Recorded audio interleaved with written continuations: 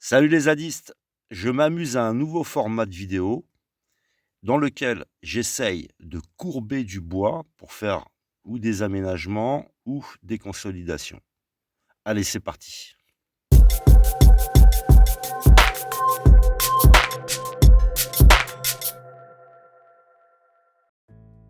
La prochaine vidéo est directement inspirée de l'ISS. La réalisation d'une galerie télescopique en aluminium, fonctionnelle, robuste, discrète et avec simplement les moyens du bord, il suffit d'avoir une petite perceuse sans fil. Ça permet d'accrocher ton tarp à gauche et à droite, de pouvoir laisser tes portières ouvertes même quand il pleut. Tu peux également l'utiliser pour une douche extérieure, étendre du linge, etc. Ici, c'est un retour d'expérience que je partage, où l'idée, c'est avec les moyens du bord, on n'a pas une grosse quantité de bois pour, par exemple, créer une petite presse, un petit moule pour lui donner cette forme, en l'ayant au préalable chauffé et humidifié. Donc je me lance déjà dans une technique, en essayant de prendre des petites lattes, de les pré-positionner avec un double face, très fin mais assez solide, et qui me permet d'essayer de jointer le plus possible pour avoir le moins possible besoin de pâte à bois. Derrière, je mets une vis, je fais un collage à la colle à bois, j'aurais dû en faire plusieurs, il y a eu une grosse rétractation, et je vais passer directement à la pâte à bois. Au résultat, pour moi, c'est la pâte à bois, elle n'est pas très solide. Le collage, c'est pas suffisant. J'ai pas confiance. Il y a beaucoup de vibrations dans un véhicule. Tout ça, je vais le dégager pour essayer une nouvelle technique. Là, j'ai pas le temps de racheter une latte tout de suite. J'ai pas le temps de faire tout ça. Je vous retrouve dans quelques jours. Je finis un petit chantier. Je rachète une latte. Et comme la partie à courber, elle n'est pas très importante, j'ai une casserole dans laquelle je pourrais faire bouillir le bois et essayer de le contraindre. Mais j'ai une petite idée en tête, je vous retrouve plus tard et je vous la partage. Qu'est-ce qu'on mange ce soir? Pour ceux qui ont des ateliers, je vous mettrai un tuto dans la description, si vous avez pas mal de matériel, pour pas passer par les mêmes difficultés que moi. Et avant d'acheter une latte, je préfère d'abord faire un test sur la chute. J'ai pris tout ce que j'avais pour qu'il puisse être utilisé un petit peu comme des serre-joints. Je fais une petite tentative, puis si ça marche comme je le pense, puisqu'on conseille par exemple de travailler sur des lattes de 2 mm, celle-ci a fait 1 cm d'épaisseur. Donc j'ai fait des petites entailles, je fais mon petit test, et puis si ça marche, je vais acheter la latte et on filme tout ça. Je vous interdis de rigoler. J'avais une vieille casserole qui était pile poil au rayon voulu, mais je vais trouver une solution. Ce que je veux, c'est garder l'aspect extérieur et qu'il n'y ait pas de coupure ou de joint, etc. Là, ça a éclaté.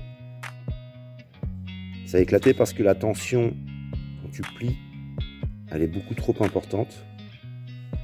Donc ce que je vais faire, je vais multiplier le nombre d'entailles, les faire un tout petit peu plus profondes. Et normalement, ça devrait passer. Je ne suis pas bouddhiste, mais il faut essayer de se mettre à la place du bois.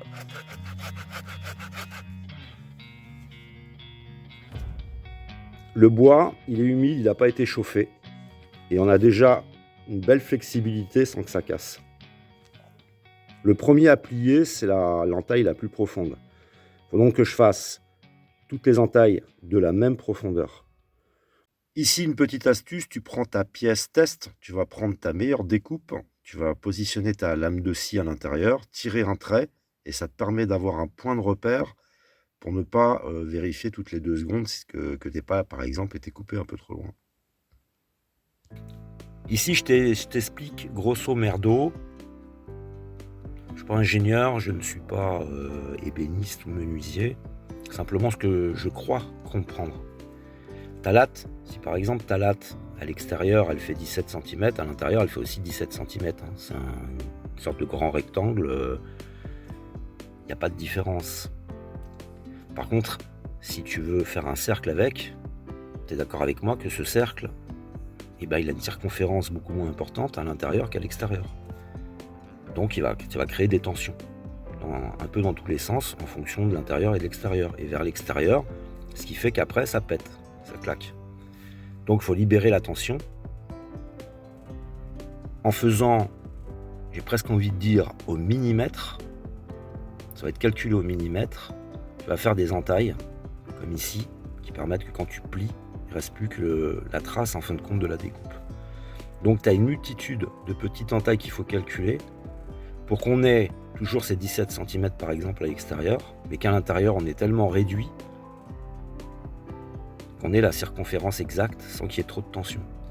Donc tu prends une machine à bois. La machine à bois, tu la règles. Tu vas la régler pour l'espace entre chaque entaille et tu vas la régler pour la profondeur de l'entaille. Et tu fais ça à la chaîne. C'est une machine, elle ne se trompera pas. Et là, on le fait à la main. Donc la complication est là, on va y arriver quand même. Mais grosso modo, c'est là où est le problème. Donc l'idéal, c'est 3 lattes de, par exemple, 2 mm, du matériel, des serre-joints, etc. Tu tords d'abord ta petite latte de 2 mm, t'en fais une deuxième, une troisième, après tu les colles ensemble, après tu fais ton ponçage, etc., etc. Crêpe.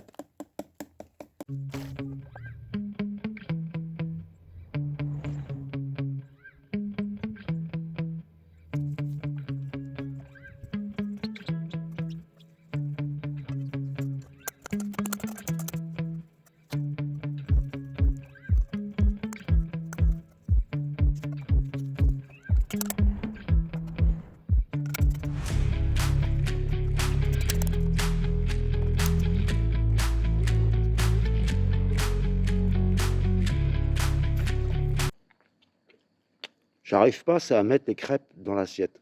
Je sais pas si ça te le fait à toi. Dès que la crêpe elle est prête, je la prépare directement dans la poêle et je la mange.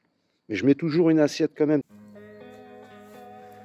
Je vais me mettre au soleil, vous verrez mieux. Ça fait pas une courbure parfaite. C'est les endroits où il y a la coupe, elle est un petit peu plus profonde, ça plie. Ça ne courbe pas, ça plie. Deuxièmement, toujours les mêmes problématiques avec les nervures. Ça a travaillé au niveau de la nervure, ce qui n'est pas très grave. Donc il vaut mieux faire des coupes un tout petit peu moins profondes et rester plutôt sur ce type de coupe là. Parce que là on a une belle courbure, paf, ça plie, courbure, ça plie, etc. Déjà pour les premiers résultats. En même temps, le froid n'arrange rien parce que il faut 2 à 3 fois plus de temps pour cuire la crêpe. Et on va pas le jeter quand même, hein. Allez, un petit peu de colle, un petit peu de découpe, un petit peu de ponçage, et on va lui trouver sa petite place. Il n'y a toujours pas de crêpe dans l'assiette. J'ai essayé en les faisant un tout petit peu plus épaisses. Donc la suite du projet, c'est quoi? Ce porte-dentifrice-là, je voudrais le virer, c'est-à-dire virer tout ce qu'il y a en plastique. Quand on a fini de retravailler la petite pièce test, au départ, moi, je voulais la mettre là-dessus. Et ça, c'est super solide. Donc j'ai commencé à le virer et je trouvais ça très solide. Ça n'a pas bougé. En ayant retiré les vis et tout, ça ne bouge pas. Donc j'ai remis les vis et je l'ai mis sur une gamelle pour faire le test. Finalité, comme je dois virer tout le plastique du véhicule, le lino, ici, et ça, ce sera de l'aluminium. Donc je passe régulièrement chez les ferrailleurs et puis je cherche une plaque d'aluminium parce qu'au final, il n'y aura plus que des matériaux entre guillemets nobles, hein, c'est-à-dire alu, acier, bois, tissu, et qu'il n'y ait plus du tout de plastique dans le véhicule. Donc au final, si tu veux faire un arrondi, tu peux tailler directement ton arrondi dans la masse. J'ai pas le matériel. Tu peux prendre des lattes de 2 mm. Il faut acheter quelques serre-joints, mais je voulais rien acheter. Voilà. Tu peux mettre les petites pièces comme j'ai fait là sur le bac. Et après, tu peux essayer cette technique éventuellement. Il y a donc différentes solutions. Donc je trouve que le résultat il est pas mal. Maintenant, on va le finir, cette petite pièce, on va l'installer. Ça fera déjà du plastique en moins. 9 décembre 2022. Il va être temps de protéger tout ce qui gèle du froid. Ça sent un peu comme un début de confinement, tu vois. Il faut ranger tout ton matériel. Et pour avoir une vie un peu plus à l'intérieur du véhicule qu'à l'extérieur. Mais c'est bien, j'ai pu m'étaler pendant pas mal de temps. Bon, il va y avoir un tout petit peu de bricolage. Ah, je sais pas si ça te le fait à toi aussi. Je surveille la météo tous les jours. Tous les jours. Pendant 2 jours, je ne le surveille pas, j'y pense plus. Bam, ça gèle. Colle à bois intérieur, colle à bois extérieur. Pourquoi tu fais pas de la colle qui fait intérieur et extérieur? Ils m'ont volé mes fringues, du coup je vais être obligé de faire une cagnotte. C'est une belle histoire. Et c'est une romance d'aujourd'hui.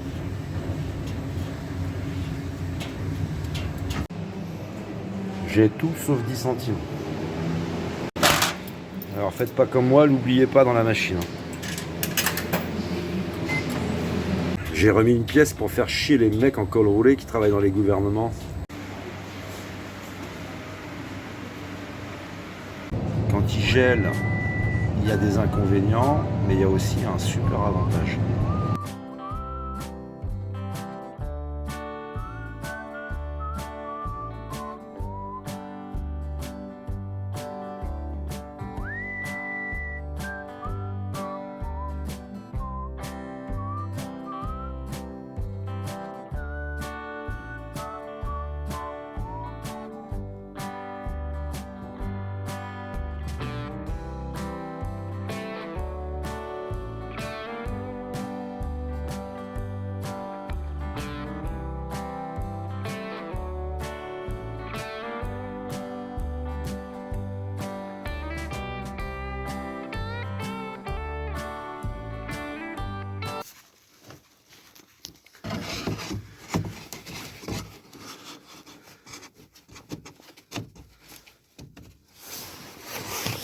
Voilà, il sera là. Et en fait, il faut que je puisse attraper le dentifrice et la brosse à dents de l'extérieur et de l'intérieur. Puisque je suis 99% du temps, je me brosse les dents dehors. Et là, s'il tient, c'est parce qu'il s'appuie sur le meuble.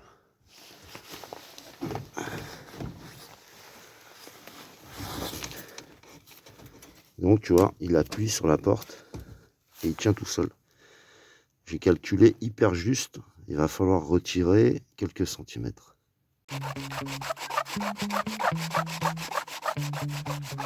Heureusement, c'est pas quelques centimètres, c'est quelques millimètres.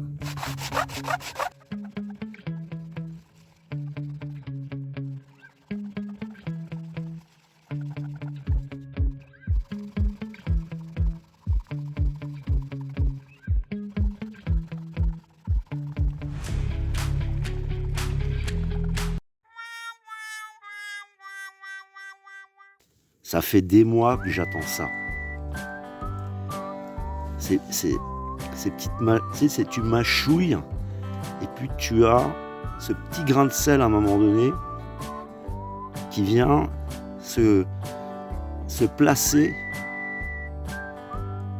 à l'endroit de tes dents et tu viens l'écraser et tu as cette petite explosion dans la bouche. C'est une tuerie. Oh non, non. Oh. Voleur. Voleur. Voleur.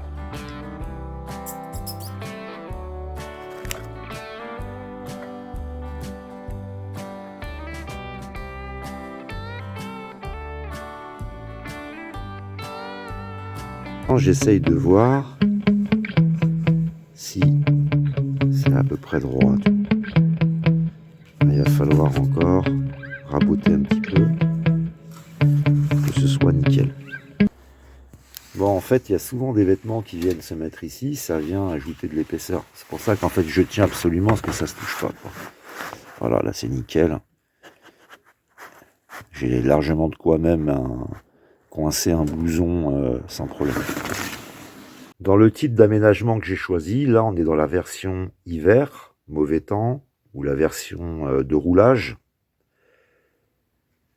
J'ai fait le ravitaillement et ça dégueule de partout. Il y a de la bouffe absolument partout, même dans la caisse, le petit caisson à droite, de l'eau, etc.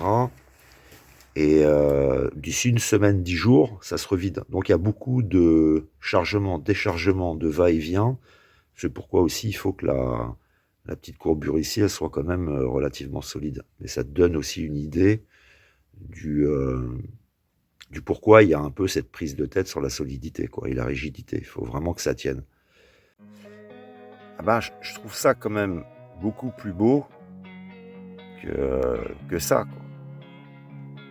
Je vous la fais rapide. Voyez, le coffrage, c'est terminé. Toute l'installation est faite. Donc c'est une lampe, tu passes ta main devant. Elle reste allumée 30 secondes. J'ai de quoi arrimer. J'ai mis ça à la spatule juste pour vous montrer. Parce que sinon on ne le voit pas bien dans le noir. Il y a donc ça qui est à terminer. Mais je le ferai quand il fera meilleur pour pouvoir mettre tout mon matos dehors et pouvoir mettre du produit qui puisse sécher tranquillement. Voilà. Si t'as pas de, comment dire, si tu n'as pas de petite perceuse sans fil ou autre, tu peux prendre n'importe quoi pour abîmer un petit peu le support. Donc je vais poncer, je vais bien nettoyer à l'acétone, je vais faire des trous dans les deux parties pour que la colle elle prenne bien. Voilà, c'est parti.